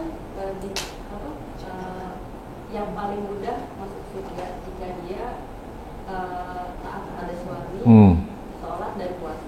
Tapi kenapa di neraka lebih banyak perempuan? Itu konteksnya beda. Kalau memahami konteks siyak, dia akan paham. Tapi alhamdulillah ini pentingnya nih. Makanya orang tua yang pinter. Kenapa? Karena anak sekarang pertanyaannya susah. Kadang-kadang orang tua bingung, aduh jawabnya gimana ini. Karena anak sekarang tuh pertanyaannya luar biasa. Luar biasa. Ya, karena mereka hidup di zaman yang beda dengan zaman kita. Nah, bagaimana menjawabnya? Begini. Ketika Nabi alaihissalam menginformasikan bahwa penghuni terbesar neraka adalah wanita, ya. Tapi kan siapa wanita siapa? Wanitanya yang mana? Kan nggak disebut. Karena mereka banyak dari mereka tidak berhasil mengatasi kekurangan mereka, gitu. Karena wanita itu kata Nabi kelemahannya yang dominan itu 3. Yaitu apa? Kelemahan pada akalnya, di mana lebih memainkan perasaan. Kekurangan pada agamanya, di mana mereka mengalami haid dan nifas dan tidak mengerti haid. Mana haid, mana bukan haid, kapan berhenti nifas, mana yang namanya istihadhah. Padahal masalah haid itu sangat penting sekali. Bolehkah seorang wanita padahal dia masa haid karena dia udah nggak keluar, misalnya dia haid biasa seminggu, karena nggak ngerti, terus 3 hari berhenti, dipikir udah bersih, lalu dia mandi, lalu dia sholat. Apakah sholatnya ini wanita yang menganggap tidak lagi keluar, tidak ada lagi darah haid yang keluar karena udah 3 hari, padahal dia biasa seminggu dia haidnya, lalu dia sholat, apakah benar sholatnya maksiat? Karena dia mengerjakan sholat dalam keadaan haid. Berhentinya darah itu bukan berarti dia bersih. Makanya haid itu mengacu kepada masa tetap. Masa tetap haid berapa lama? Selama hormonnya tidak kacau. Tidak dikacaukan oleh stres. Karena kalau wanita stres bisa kacau hormonnya. Bisa jadi yang biasa minggu jadi 10 hari. Bisa dikasih 15 hari. Bisa. Karena faktor psikologi. Atau yang kedua, adalah karena misalnya menggunakan kontrasepsi, itu kan tujuan suntik, misalnya suntik sebulan 3 itu kan mengacaukan hormon. Makanya wanita yang pakai suntik misalnya tetap haid itu karena mungkin ada suntik yang membuatnya haid, ada suntik yang tidak buatnya haid. Misalnya suntik sebulan, biasanya wanita kalau sebulan itu karena tetap haid. Kalau 3 bulan biasanya membuat dia nggak haid. Tergantung cocok-cocokan. Nah, kalau dia misalnya suntik yang sebulan, kemudian haidnya nggak seminggu lagi, tapi sampai 15 hari, karena terjadi kekacauan hormon. Atau juga mengacu kepada warna darah. Kata Nabi alaihissalam, darah haid itu darah yang hitam, darah merah kehitam-hitaman berbau tidak sedap. Bagaimana kalau yang keluar darah segar? Gitu. Kalau dia tidak punya masa tetap, maka acuannya sifat karakter warna darah haid, kata Nabi alaihissalam. Atau yang ketiga adalah kalau dia tidak punya masa tetap dari sejak gadis, sejak masa haid pertama, atau dia tidak punya warna darah tetap, kadang bercak, kadang darah segar, karena darah kehitam-hitaman berbau tidak sedap, berubah-ubah, maka acuannya adalah dipaksa untuk haid seminggu atau 6 hari. Ya, nah, jadi Nabi alaihissalam menginformasikan bahwa kebanyakan wanita menghuni neraka karena dari mereka yang tidak mampu mengatasi kekurangannya itu, yaitu tidak mampu mengatasi kondisinya yang baperan, selalu memainkan perasaan, sampai selalu menilai sesuatu tidak objektif, kemudian tidak belajar agama sehingga tidak bisa mengatasi haid dengan baik, mengatasi nifas dengan baik. Yang ketiga apa? Banyak dari wanita yakfurnal ashir, tidak memuliakan suami dan gampang melupakan kebaikan suami. Nah ini jadi konteksnya Nabi hanya menginformasikan ya bahwa banyak wanita tidak berhasil mengatasi, ya termasuk wanita muslimah, mengatasi 3 kelemahannya. Ya, baik. Kemudian hadis ini kan bicara semua wanita yang berumah tangga dan tidak berumah tangga. Sekarang wanita yang berumah tangga sama yang berumah tangga lebih banyak mana? Hadis ini menceritakan tentang semua wanita yang berumah tangga dan yang belum berumah tangga. Sementara hadis yang disebutkan bahwa wanita ini akan dimudahkan masuk surga melalui kemuliaannya yang diberikan kepada suami, bagaimana dia memuliakan suami, lihat, yang berumah tangga. Kemudian misalnya di situ penekanan hadis, kata Nabi alaihissalam, wanita kalau menjaga sholat 5 waktunya, mengerjakan puasa Ramadannya, dan memuliakan suami, maka dikatakan kepadanya, nanti di akhirat, silahkan masuk ke dalam surga melalui pintu manapun.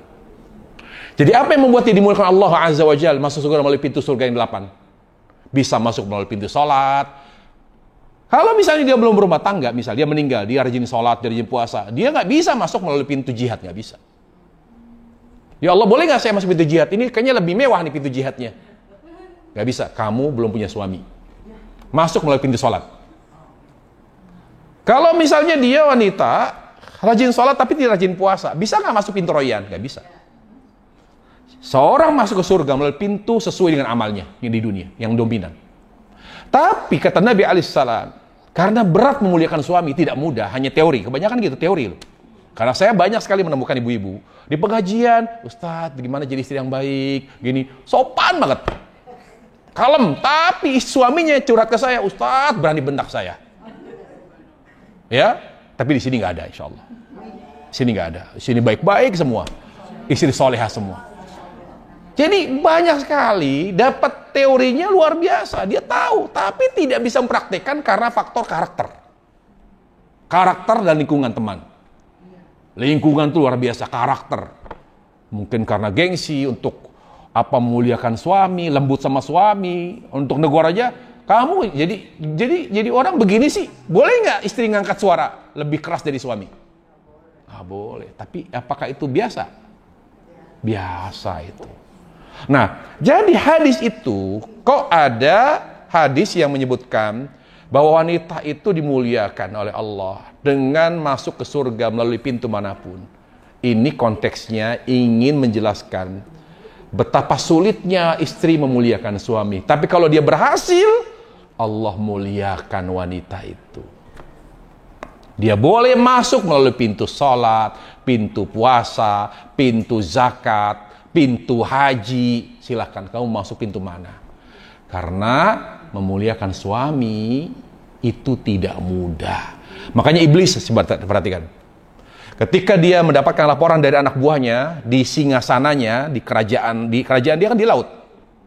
Makanya ada sekali prediksi, jangan-jangan segitiga Bermuda itu tempatnya iblis, atau jangan-jangan pantai selatan itu tempatnya iblis, karena memang kerajaannya di laut, istananya dia di laut, iblis itu. Dia terima laporan, dia bilang, iblis, bos, komandan, saya sudah membuat orang berzina, bagus. Hanya begitu aja. Saya telah membuat orang minum khamar, bagus. Tapi siapa yang dibanggakan oleh iblis? Dia bilang, ketika dia menemukan rumah tangga muslim, tidak saling memuliakan. Akhirnya bercerai. Ketika anak buahnya berhasil membuat rumah tangga muslim berantakan, cerai, ini anak buah saya. Ini anak buah saya. Para jamaah, ayo kita buka yuk. Kenapa rumah tangga itu cerai dibanggakan oleh iblis? Lalu kita lihat, kata ulama, rumah tangga itu kuncinya tenang atau tidak di istri. Kan Allah bilang apa? Wa min ayatin khalaqalakum min anfusikum azwaja. Di antara tanda kebesaran Allah, Allah membuat kalian berpasangan, di mana kalian wahai para suami, para laki-laki mencari ketenangan dari mereka, dari istri. Berarti ketenangan rumah tangga dimulai dari istri. Bukan dari suami, bukan. Urusan luar rumah tangga suami yang mengendalikan, tapi di dalam itu istri. Jadi kalau bukan wanita dulu yang memulai dengan kekuatan ikhlas, dengan kekuatan iman, dengan kekuatan untuk taat kepada Allah, nggak ada ketenangan, nggak ada namanya sakinah, mawaddah warahmah, nggak ada. Karena Allah tetapkan bahwa ketenangan dalam rumah tangga itu dimulai dari istri, dimulai dari wanita. Makanya berubah menjadi lebih baik, menjadi istri yang lebih muliakan suami. Itu karena Allah dan harus niat. Ada yang ingin tapi nggak niat. Nggak niat dia.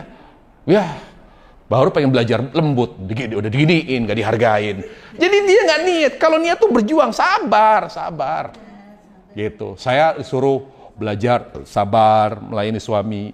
Tapi kok saya nggak dihargai? Nah, tuh. Jadi memang banyak sekali hal-hal yang kita tahu misalnya, tapi praktiknya beda. Jadi beda ya. Kembali lagi tentang dari jawaban yang tadi. Hadis ini sifatnya informasi secara umum tentang wanita. Kalau yang ini, di mana Nabi mengabarkan khusus untuk wanita yang sudah berumah tangga. Dia dekat dari surga ketika dia menjaga keramatnya, yaitu apa? Suaminya.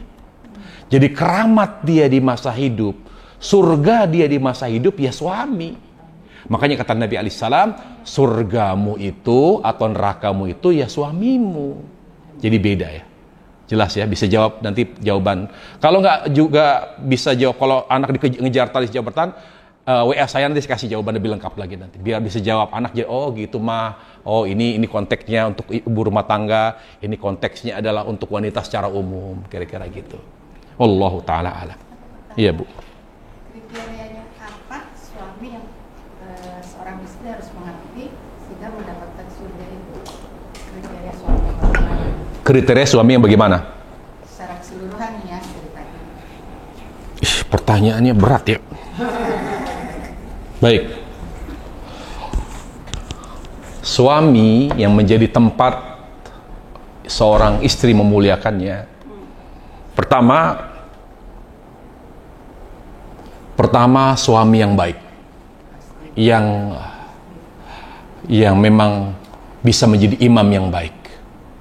Lalu dia muliakan bukan karena kebaikannya si istri, tapi karena perintah Allah. Sebaik apapun suami, tapi kalau memuliakan, melayaninya bukan karena perintah Allah, maka pengabdiannya tidak ada nilai pahala di mata Allah. Walaupun dia suami baik, suami yang bimbing, suami yang menuntun, suami yang pokoknya dia imam yang baik, jangan muliakan dia, jangan layani dia karena kebaikannya. Muliakan dia, layani dia karena perintah Allah. Ini penting, walaupun dia imam yang baik. Yang kedua, suami yang tidak baik. Kalau tetap bertahan dalam rumah tangga, tidak diajukan cerai, tidak menggugat cerai. Kata ulama di sini adalah bertahan karena perintah Allah. Bertahan karena perintah Allah Subhanahu wa taala. Lalu bagaimana kita melayani? Nah, di sini. Kita ini beribadah kan berdasarkan Asmaul Husna. Kata ulama, Allah Jalla wa Ala mengatakan, fa in uqibtum fa'aqibu bimithli ma uqibtum bimithli ma uqiba bihi. Fa in uqibtum fa'aqibu bimithli ma, ya. Jadi kalau kalian diberi kezaliman, maka balas sesuai dengan kezaliman yang kamu terima. Di sini para ulama mengatakan, bagaimana kalau seorang istri punya suami tidak baik? Misalnya tidak memberi nafkah, KDRT.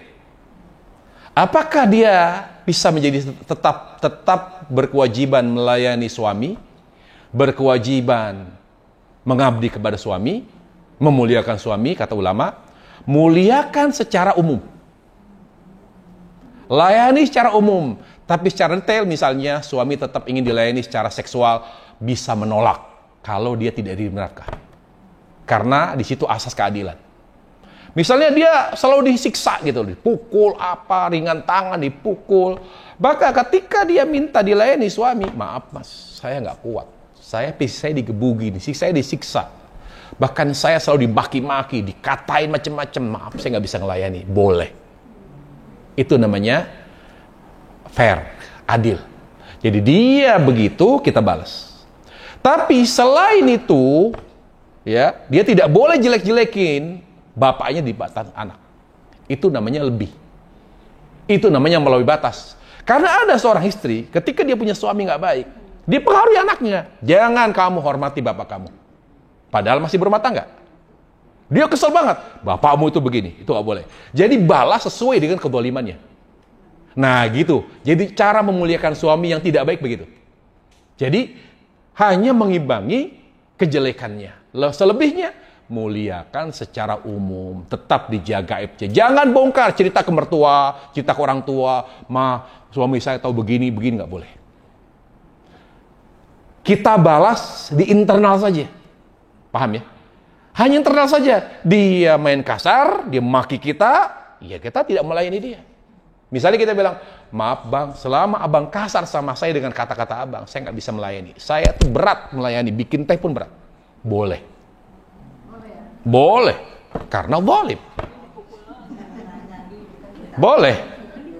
Tapi kalau sampai kita nggak kuat, lalu kita cerita ke mertua, ke orang tua, cerita ke mana-mana, ke teman, tahu nggak, suami saya itu orangnya kasar, orangnya begini, nggak boleh. Itu lebih dari melampaui batas namanya. Karena nggak ada hubungannya. Kenapa harus kita bongkar aibnya? Kenapa kita harus bongkar boroknya? Sementara nggak ada kaitannya, kan yang merasakan kita. Kewajiban untuk aib suami tetap berlaku walaupun punya suami yang zalim. Selama kita ingin tetap bertahan. Kalau tidak kuat ya cerai, gugat. Gitu ya. Jadi balas kezalimannya saja, tapi tidak boleh melampaui batas. Begitu. Ini solusi yang sebetulnya tidak boleh dipublikasikan sebetulnya. Ini sebenarnya rahasia sebetulnya ini. Iya, jadi tetap layani secara umum supaya tetap dapat pahala. Gitu. Tapi karena kita dizalimi, kita balas. Gitu. Ya mudah-mudahan, tapi juga itu dasarnya kemaslahatan. Kalau kok tambah jadi, laki-laki kan gajinya tinggi, Bu. Oh, begitu. Oke. Gitu. Sementara anak-anak belum siap, tidak punya bapak. Jadi pertimbangkan. Masing-masing rumah tangga punya kepentingan dan kebijakan masing-masing. Nggak dipukul rata begitu. Oh, mungkin itu bisa. Oh, oke, saya siap. Saya nggak mau melayani. Ya, akibatnya apa? Saya udah bisa baca. Konsekuensinya apa? Saya sudah tahu. Ada yang nggak, jangan. Saya nggak bisa. Mungkin disabarin, ya, tetap dilayani. Mudah-mudahan ada harapan. Ingat, teori itu tidak baku. Teori itu bersifat fleksibel. Bisa diterapkan di sebagai rumah tangga, ya, bagus, bisa menjadi solusi, bisa juga tidak. Semuanya asasnya apa? Kemaslahatan. Kalau yang seperti itu tidak mau melayani karena kedzaliman, kejelekan suami begini, sudah kita anggap keterlaluan dan menghasilkan maslahat, lanjutkan. Kalau tidak, jangan. Cari yang lain. Misalnya kita cari ustadz yang bisa menasihati, atau kita bantu teman yang bisa menasihati dia, atau orang yang kita tuakan lalu menasihati dia. Cari semua solusi. Tapi tidak harus seperti itu. Tapi kalau kita dia misalnya punya suami yang begitu jahat, buruk, lalu banyak zalim, lalu dia membalas dengan tidak mau melayani hubungan seksual, melayaninya secara lahiriah, artinya melayani makannya, melayani pakaiannya segala macam, ya. Misalnya disuruh nemenin kemana dia nggak mau, dia balas gitu ya, boleh. Itu boleh karena berdasarkan keadilan. Allahu a'lam bishawab. Mudah-mudahan ini jelas ya. Iya, terakhir ya. Kalau kita suami lalai dalam ibadahnya untuk kebutuhan intinya dia, kita jadi malas juga. Dalam kebutuhan biologisnya. Suami lalai kenapa? Lalai ibadahnya, misalnya sholatnya telat. Oh, sholatnya telat. Jangan. Nggak ada hubungan. Kalau dia tidak menzalimi istri, secara batin dan fisik, dia hanya lalai sholat, ya kita marah saja, tapi tidak mempengaruhi pelayanan. Yang boleh dibalas itu kalau terkait dengan hak kita. Terkait dengan ya mungkin marah gimana saya harus sebenarnya. Ya ibu cara marah terserah, mas saya harus saya kasih contoh. Marah orang dari wanita ke wanita beda-beda bu. Ada yang marahnya diem, ada yang marahnya udah ngomel-ngomel, macem-macem. Tutorial marah. Kalau mau tahu cara marahnya, lihat di YouTube, jangan nanya saya. Karena marah orang beda-beda. Silakan tunjukkan protes kita. Saya nggak senang punya suami itu nggak taat. Gitu. Tunjukin aja. Oh beda nih. Mungkin kata-katanya nggak kurang tegas, misalnya agak tegas gitu, Kok begitu ngomongnya? Nih sarapan. Udah diem aja deh. Beda. Tapi kalau dia sholat rajin, selalu di subuh, alhamdulillah, nih saya kasih bumbu sedikit, tadinya asrep gitu. Nih saya bikin enak ya, jadi bikin beda. Oh kalau saya taat, pelayannya beda, gitu. Kalau ini, ya saya kira diserahkan ke rumah tangga masing-masing lah. Ya. Kalau terkait dengan hak kita boleh balas. Tapi terkait dengan hak Allah Subhanahu wa Ta'ala, kita tetap protes, tapi tidak boleh bertindak dengan saya nggak mau layani karena kamu nggak taat misalnya, gitu. Karena kamu nggak sholat di masjid, karena kamu nggak pernah ngaji, karena kamu ya gimana? Dia baik sama kita, dia ngasih nafkah, duit full, semua full, ya kan? Coba dia nggak sholat gimana? Misalnya bu ada suami tajir habis bu, tapi untuk keluarga, royal dia, semua dipenuhin. Rumah dibeliin, rumah mewah, semuanya mau mobil, oke. Tapi dia nggak sholat. Nggak pernah maki-maki istri, nggak pernah galak sama istri, sama anak baik, sayang. Dia nggak sholat gimana cara ngapain? Kalau ternyata galak ibu sama dia, nafkahnya dikurangi mau? Kan terpengaruh. Makanya pakai cara yang lain tadi. Tunjukin aja gitu loh. Nasihat, terutama nasihat. Saya pesan, kalau punya suami gitu, sering nasihati di tempat tidur. Ayo dong bang. Gini loh, saya selalu bilang, para jemaah, ya terutama dari penampilan, kelemahannya laki-laki itu di mata.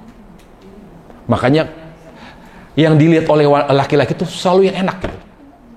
Ya, senyum. Makanya harus mengatakan, wanita solihah itu yang selalu enak dilihat. Sekarang ibu sering nggak penampilan baik di mata suami? Ya terserah, yang jelas kita harus kita manfaatkan kelemahan laki-laki itu di mata. Jadi penampilannya harus baik. Terus juga ya senyumnya, penampilan semua. Nah, jadi kita harus buat matanya itu jadi bisa kita kendalikan dengan penampilan kita gitu, dengan penampilan. Iya, misalnya di depan suami selalu seksi. Wow. Terus ayo dong bang, abang sholatin masjid, saya layani dua atau 3 atau 4. Iya, boleh seperti itu. Terserah. 2 ronde, 10 ronde. Tapi abang nggak ke masjid 1 kali aja. Jadi begitu bahasanya. Jadi ingat, kelemahannya laki-laki itu di mata. Makanya mata laki-laki kan jelalatan. Bener. Ini udah yang di rumah lebih jelek. Penampilan gak menarik gitu loh. Aduh. Malah dia sama sekretarisnya gitu. Apalagi sekretarisnya itu melayani. Kena dia. Gitu loh. Dan perempuan kelemahannya itu di mana? Di telinga, di pendengaran. Makanya laki-laki itu harus hati-hati kalau ngomong. Jangan bentak gitu. Sayang, beb, ngomongnya pelan-pelan. Kena dia. Wallahi perempuan tuh kalau kena kata-kata yang bagus. Makanya banyak perempuan laki-laki jelek dapat perempuan cakep. Karena kata-katanya bagus gitu loh. Gitu. Nah, berarti pulang rumah dandan. Sebelum pulang ke salon dulu. Gitu. Nanti tuh kelemahannya habis itu di situ. Kan udah terakhir tadi. 1 tambah 1, 4 berarti dong. Suami nikung kita marah, tapi kita diem. Terus tapi kita melayani gitu loh, melayani kebutuhannya dia semua. Cuma kita diem aja, diajak ngomong kita diem, nggak jawab. Diajak ngomong, pas suami lagi marah. Saya lagi marah, terus suami ini, cuma saya diem. Dia ngomong, saya nggak jawab. Tapi saya melayani. Di matanya terkesan baik nggak kalau suami lagi ngomong, ibu diem? Ibu ngerusak bu. Tapi saya Suami mau ngelayanin, tapi kalau misalnya dia ngomong terus dia cuek, bu diem aja, nggak dijawab, nggak direspon, nggak disautin omongan dia. Suami itu, laki-laki itu kelemahan jadi mata. Kalau dia lihat kok saya ngomong nggak diajak ngomong, nggak direspon, marah dia. Walaupun ibu masakin buat dia, ngelayanin. Jaga kelemahan dia. Apa yang dilihat tolong berpenampilan baik. Pokoknya kaitan dengan mata dia. Jangan, misalnya gini, disuruh, mah, gini mah. Ingat, hindari menggerutu. Sering perempuan gerutu. Itu di mata dia tuh kan. Oh iya, tapi terpaksa. Jaga kenyamanan hati suami dengan menampilkan sesuatu yang jangan sampai gak enak di mata dia. Ingat, kelemahan laki-laki di mata, kelemahan perempuan di telinga. Jadi kalau kesel apapun, satu, terus jangan pernah ngebantah atau jangan pernah jawab kalau suami lagi marah. Kalau kamu itu begini-begini, diam. Itu adem itu. Laki-laki kalau dia lagi marah terus dijawab, ya kamu juga sama, begini-gini. Nggak bakalan ada, nggak ada damai. Yang ada perang dunia ketiga. Pantang, aib, seorang wanita ketika suami marah dia jawab, nggak boleh. Itu di mata dia. Habis, nggak ada harganya ibu, nggak ada. Diam dulu, silakan nanti ditahan dulu emosinya, tahan.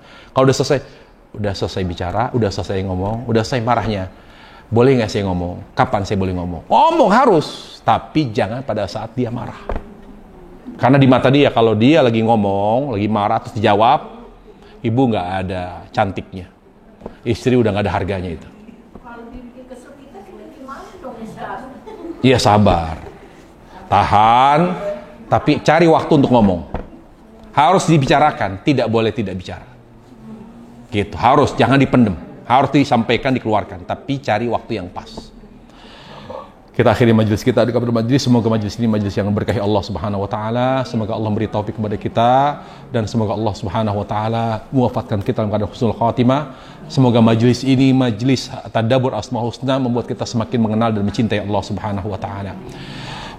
Subhanakallah bihamdika asyhadu an la ilaha illa anta astaghfiruka wa atubu ilaik. Assalamualaikum warahmatullahi wabarakatuh.